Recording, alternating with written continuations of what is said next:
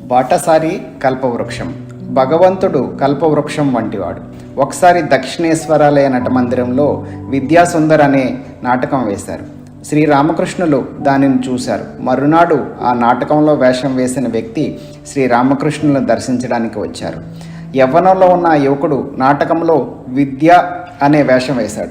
గురుదేవులు అతడి నటనను చాలా మెచ్చుకున్నారు. అప్పటికి ఆ యువకుడికి పెళ్ళి అవటమే కాక ఒక బిడ్డ పుట్టి చనిపోయింది కూడా.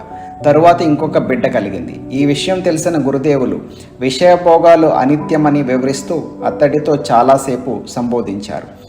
భోగం ఉన్నంత వరకు యోగం ఉండదు. డబ్బు అనేది అన్నదమ్ముల్లో కూడా పోట్లాట్లను క్రియేట్ చేస్తుంది.